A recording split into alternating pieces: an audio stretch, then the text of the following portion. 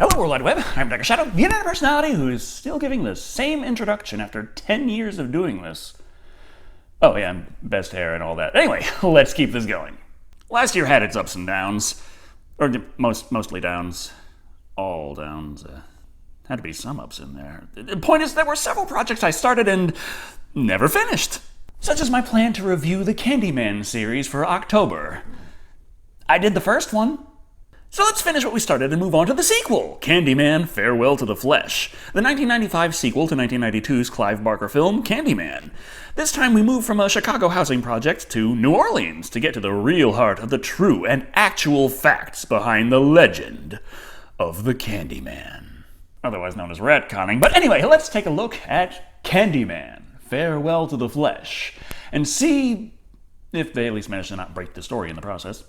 We open up to the legend of Candyman. Gotta get the audience up to speed, and who better to do it than the man who wrote the book on Candyman himself, Philip Purcell. His role reprised by Michael Culkin.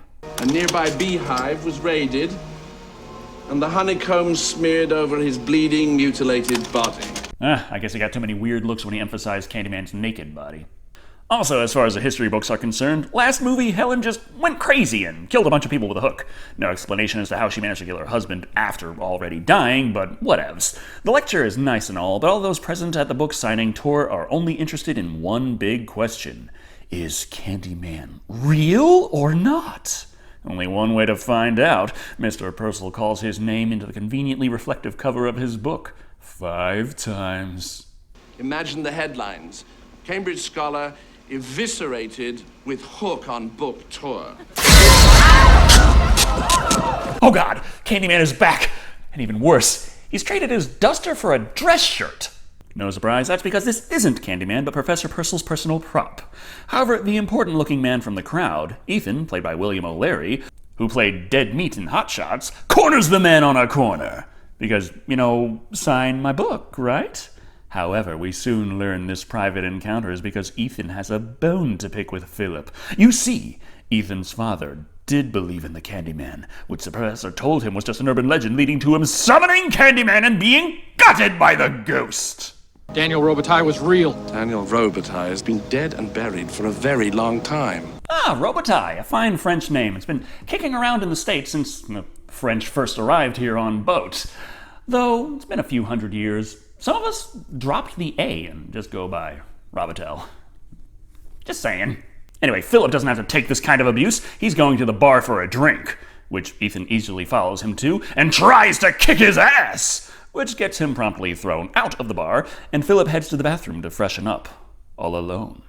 Well, almost. It's my book.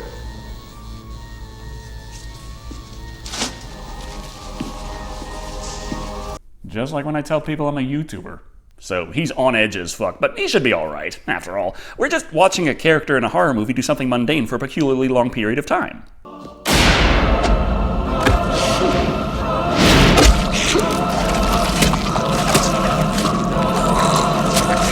And the body count rises. Which is not real, as he is an actor, and in fact still alive. I have to point this out so that the YouTube censors don't mark this as shocking content again, even though half the time it looks like a Barbie doll had a run-in with a bottle of Heinz. Now that we've established he's not going to be in any more sequels, it's time to introduce our protagonist, Annie, played by Kelly Rowan. She's an art teacher in New Orleans, and her young students include Matthew, played by Joshua Gibran Mayweather, who's been drawing a lot of Candyman lately. Is he always so angry? Guess so. And why do you think that is? It's the internet. I'm not even sure another emotion exists. Unfortunately, Annie being overly critical of this boy's art, while at the same time being only mildly perturbed at another student painting on the fucking mirror, is interrupted by the news of a grisly murder! They have her brother in custody. Our important audience member from the opening, Ethan, seems he's the prime suspect in the death of the professor, but Annie can't believe he did it, despite his insistence otherwise. Don't you get it, Annie? I did it. I confessed. End of story. Generally, yes. Kind of makes me wonder why the police are even bothering with further questioning. It's kind of unnecessary. It does give him the chance to break the two-way mirror, leaving Annie to vouch for him all by her lonesome. My brother didn't do this.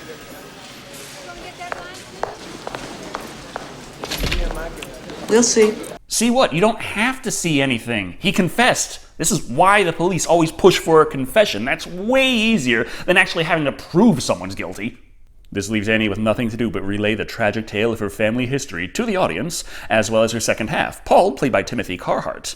He tells her not to worry too much about it. There's so much in life that's going great for her. I was wondering when this was actually going to start looking like Mardi Gras. But despite the festivities and her artistic endeavors, she can't quite shake the need to dig into her own past for answers. So the next day, the two of them head out to her old family home. What's that for? Just in case. It's a fucking phone. What, are you worried he's gonna freak out and accidentally order a pizza? Her family owned a home with a dark history, and in the years since they all moved out, it has become more than a little dilapidated. But that's not the only problem they face. You scared the hell out of me.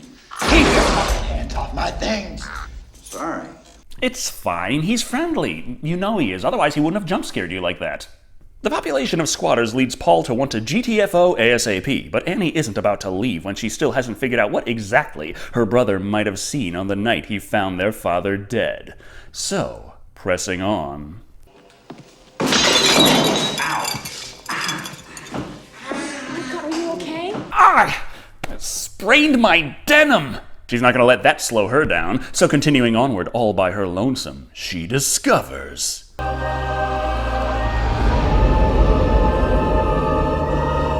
In between movies, those Candyman mural artists did a bang-up job honing their craft. Oh well, that's enough plot progression for now. Suddenly, Paul hears a noise! Hey! What are you doing?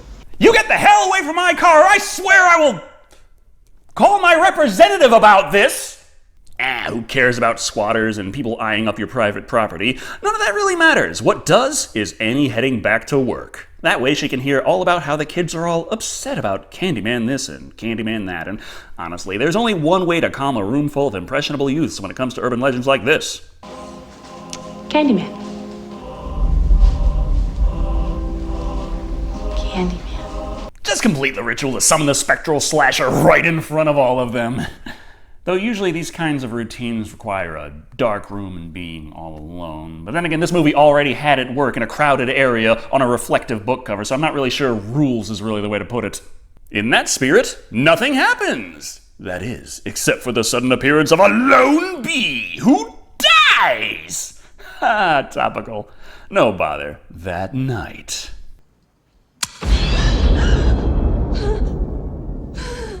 Sorry I'm late. Traffic is a lot lighter in Chicago than New Orleans during fucking Mardi Gras. Candyman has arrived, and it's time to get down to business. First things first, make profound statements about making a journey, and then...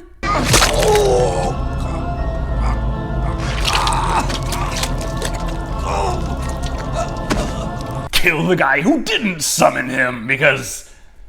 well, the body count ain't gonna rise itself. Attacking him does little to help, as like a xenomorph's acid blood, Candyman bleeds bees! So with nothing she can do to stop it, Annie just conks out, and then she's at the police station. Unfortunately, though, the cops aren't all that convinced by her stories of a supernatural hook-handed murderer that she summoned from a mirror leading to her husband's death and probably meaning her brother's innocent, but... just let Annie return home with her mother, Octavia, played by Veronica Cartwright, who also doesn't listen to Annie's warnings about the dastardly Candyman, but, well, got a plot to continue. Annie. No. You brought me here. Which by the rules should probably mean you kill her, but, yeah, if you do that, the movie will bleed over too fast. He promises to flesh out the backstory if she comes with, but then... No!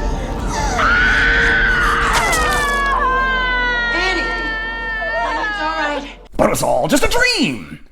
And you better be careful with that, Candyman. I've heard Krueger doesn't really like it when other slasher villains ape in on his turf. As if this isn't bad enough, it turns out that two of her students have arrived to tell her another student has gone missing! Probably something to inform the police about, but maybe there's just a really convoluted absentee slip. No bother, she decides to check with Matthew's father, Reverend Ellis, played by Bill Nunn. It turns out, yes, the kid's missing, but beyond that, ever since his mother died, he's been having nightmares. And making art of them. Did he ever mention the Candyman? Well, in this universe, it'd be weirder if he didn't. But what if it's true? What if the Candyman does exist? then only God can save us. Got it. Keep my eye out for the Deus Ex Machina. However, that might not be necessary, as when Annie returns to ask her brother why their father summoned Candyman, he reveals that Dad said that he had found a way to destroy him. One of those secret ways you don't go blabbering about to your family, allowing Annie the chance to find out what it is her damn self from the man who helped their father, Thibodeau, played by Matt Clark. Your father found out that the Candyman was born here in New Orleans. Really crazy life he had. Family down here.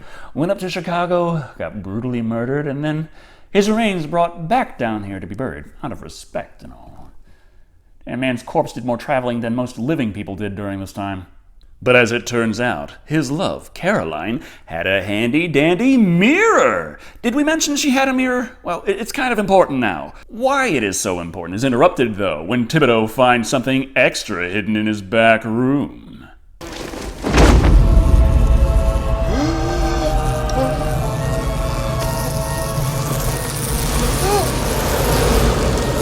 Man, these honeycomb commercials are getting dark. With him dead, Annie flees into the night, only to run into Candyman enjoying the Mardi Gras festivities and having to flee even more! But we do learn something from all of this. You have a life that grows inside you now. A daughter. It's the Candyman home pregnancy test, 100% accurate and 100% fatal to those around you. Annie still has more questions, though, and seeking answers, she approaches Reverend Ellis, sure to come across as a friend secretly stalking him from the shadows at night. She tells him she kinda sorta summoned Candyman in front of his son, and he helps her to find Daniel Robitaille's birth records. He was born at the Esplanade Plantation. That's my family's house. It really is a small world after all. That's where I was born. Yeah, but I can't help but think it was under drastically different conditions. There's more.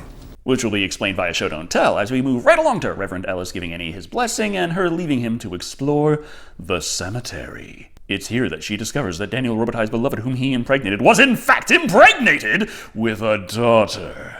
Never mind making headway on the plot, though. Ellis's interrogations continue with the bad cop routine reaching its logical conclusion, with the bad cop deciding to prove Ellis's little Candyman story is complete bullshit. Candyman. No.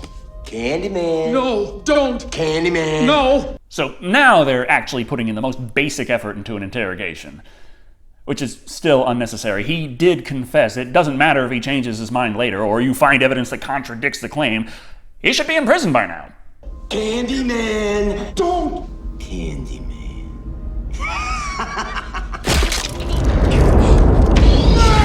Love the Candyman soundtrack and everything, but that calls for some body count with vocals by Ice-T right there.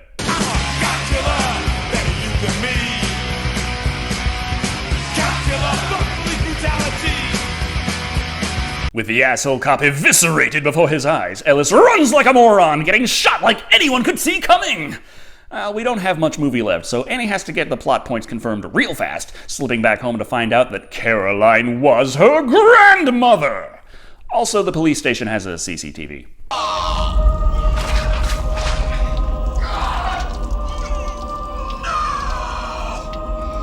Oh my god.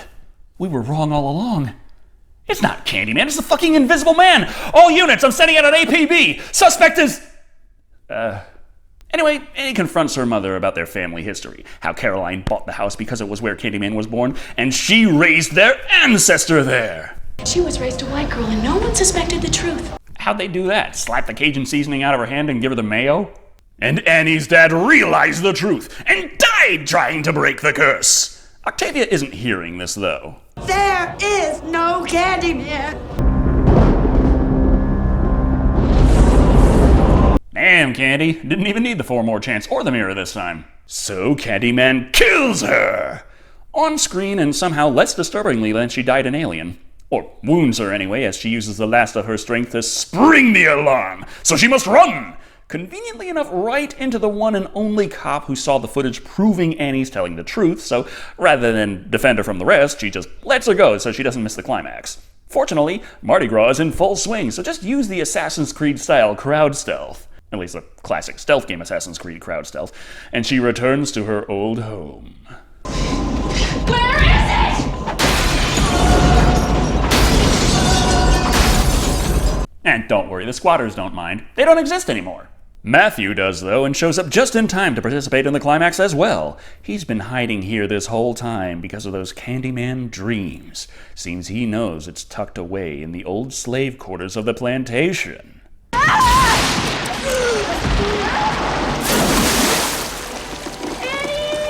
Are you okay?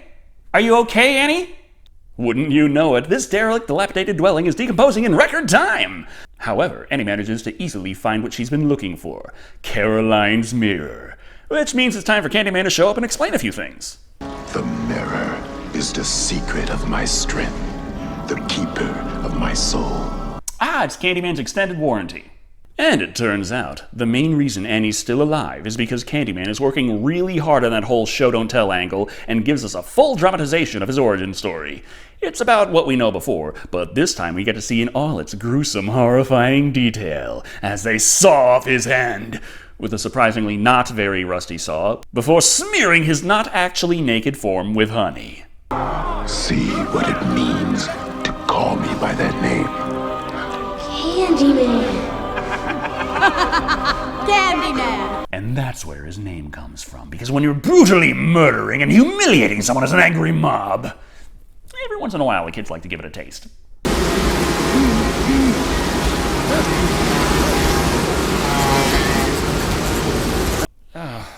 I was fine with the chasing, beating, dismemberment, and humiliation, but I feel like we've gone a little bit too far with the bad CGI bees.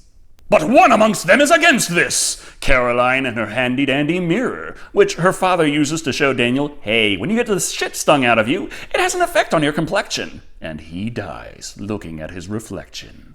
His reflection that remains within her mirror. With that story out of the way, he's like, hey, why not die now? But she remembers everyone else who died didn't seem to like it that much.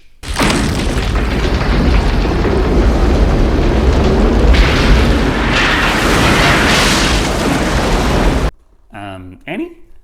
That was a load-bearing mirror. Thus, everything collapses. The storm waters rush in, and Annie is in trouble. Not to worry, small, weak children are here to help, which keeps her from drowning, but the only thing that'll keep her from being gutted by Candyman is destroying the mirror once and for all.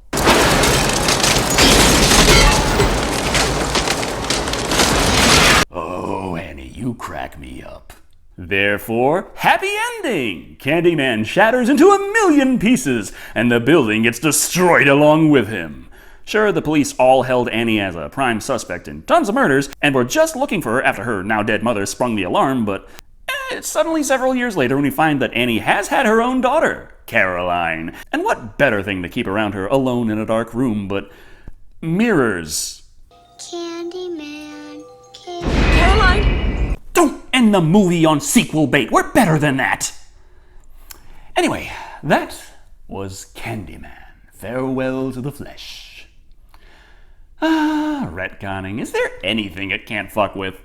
Let's get this out of the way. Horror movie sequels tend to suck. It's a lot easier to make a story scary when you don't explain too much, and it's pretty much pointless to make a sequel where you don't dig any deeper.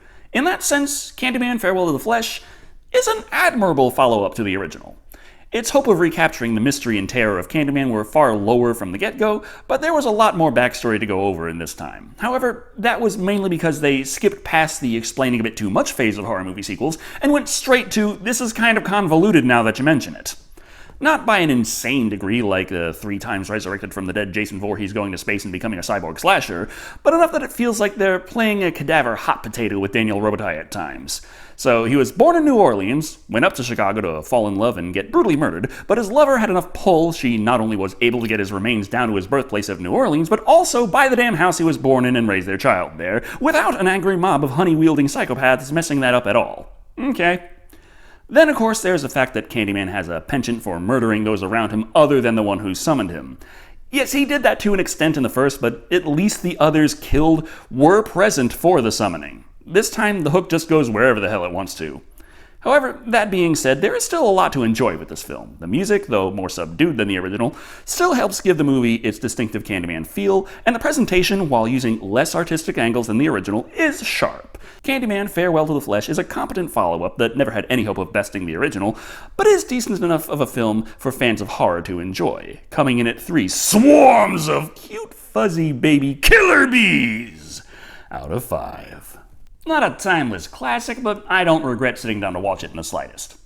Thank you all for watching. I've been Shado, and remember, you have to spell it with an A for it to be pronounced Robitaille. Please stop calling me that.